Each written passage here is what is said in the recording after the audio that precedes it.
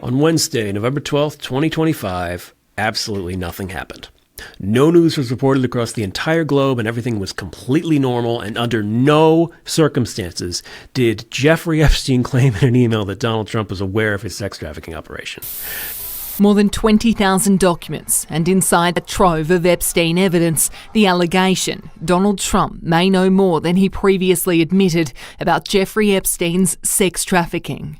Emails released by US lawmakers giving fresh insight into Epstein's communications and his relationship with Donald Trump.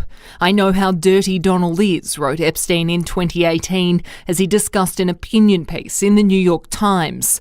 In another, written to journalist Michael Wolff, of course he knew about the girls as he asked Ghislaine to stop. The convicted sex offender also writing to his now imprisoned associate Ghislaine Maxwell, I want you to realise that that dog that hasn't barked is Trump. Epstein adding that Trump spent hours at his house with a victim whose name has been redacted. US House Democrats' initial release contained just a handful of files. Hours later, their Republican counterparts claimed there had been a cherry-picking of facts and dropped more than 20,000 more. This is new stuff, and it's the talk of the town right now. There is no smoking gun. There has not been any evidence that President Trump engaged in illegal activities. The US president, who has always denied wrongdoing, calling this a trap. The Democrats are trying to bring up the Jeffrey Epstein hoax again because they'll do anything at all to deflect on how badly they've done on the shutdown and so many other subjects. Perhaps we're getting close to the smoking gun. These two men, Jeffrey Epstein and Donald Trump, had the closest of relationships for more than a decade. They shared everything. They shared their airplanes. They shared women between them. For months, the White House has battled to keep the growing calls to release the Epstein files at bay. And tonight, Donald Trump's relationship with the convicted sex offender is now firmly in the spotlight.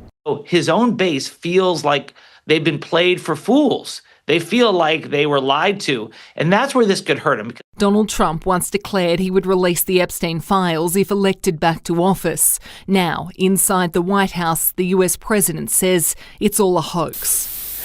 Yes, folks, Jeffrey's back in the news as newly released emails hit the press on Wednesday, where, among other things, Epstein mentioned Trump walking into a door at one of his parties because he was so distracted by a young woman in a pool. Ghislaine Maxwell claiming Trump spent hours with one of Epstein's accusers at her home, and an email with author Michael Wolff where the two discussed how to potentially leverage Trump's connection to Epstein in the oncoming 2016 election for Epstein's benefit. Trump, for his part, has continued to deny reality while attempting to frighten off any Republican members of the House from voting on a resolution to release more files once the government is officially reopened. And he hopes that he would be able to gain some footing from ending the government shutdown after his repeated attempts to use starvation of Americans as leverage to get Democrats to back down, and after major losses for Republicans in the most recent round of elections were dashed away with the one thing they didn't want to happen: more Epstein news. Beyond the growing evidence that Donald Trump was aware of Epstein's crimes and possibly participated in them, more and more information is being revealed about Epstein's role as a go-between for Israeli intelligence and as an unofficial advisor and fixer for various officials, including Steve Bannon. Numerous emails between the two having been released Wednesday. Of ranks to shut this up?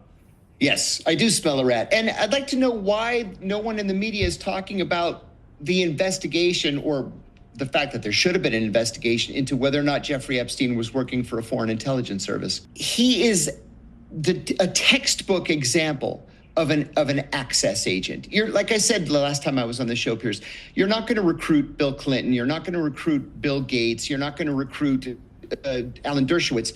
But you can recruit someone who gets close to those people. You can give them something that you can hold over their heads if you have to in the end. And then you report back to your handlers everything that they say. And in exchange, you get untold wealth and a house in the Caribbean and the biggest townhouse in Manhattan and a private plane. And that's a pretty good life, especially if you're a pedophile and you enjoy doing things like that. And nobody's talking about whether or not he was an access agent. Yeah, I mean, that's really interesting. I mean, does the intelligence community believe that there is merit to that suggestion? Yes, it does. It does. But the problem here is the accusation is that he was an access agent for the Israelis. And that's something that the intelligence community really doesn't like to touch. Why? Because we have this special relationship with Israel, not like a Five Eyes relationship like we have with the UK, Canada, Australia, New Zealand, but this special relationship where we share so much, we provide so much, we work with the Israelis on issues all around the region, at least around the world, and on a handful of issues. Why upset the balance over one dead pedophile? Isn't it easier just to cover it up? Epstein had long been suspected of being an intelligence asset, with theories that his sex trafficking ring was only part of a larger operation that potentially included blackmail, money laundering, and various other off-the-books activities for the intelligence services. The recently released emails seem to support these theories, as Epstein appears to have been involved in discussions surrounding forming back channels between Israel and Russia during the Syrian civil war. Not too bad for a former high school math teacher and college dropout. All of this is only a small part of what's to come, as a vote to release even more evidence held by the Justice Department to the public will soon hit the House floor, with dozens of Republicans joining the Democratic opponents despite warnings from Trump and Speaker Johnson. Whether it's just an effort to appease their base, hoping that the files will damage Democrats as much or worse than the GOP, or possibly that with Trump at his weakest since COVID, Republicans are finally ready to break his hold on the party and secure their own futures, or just finally be rid of him. Things are not looking good for Donnie. Whether this is the beginning of the end or just one more day of chaos and embarrassment for the administration, all we know is that there's more to come, and that we will be here to report it. For AT News, I'm Dave. Stop reading.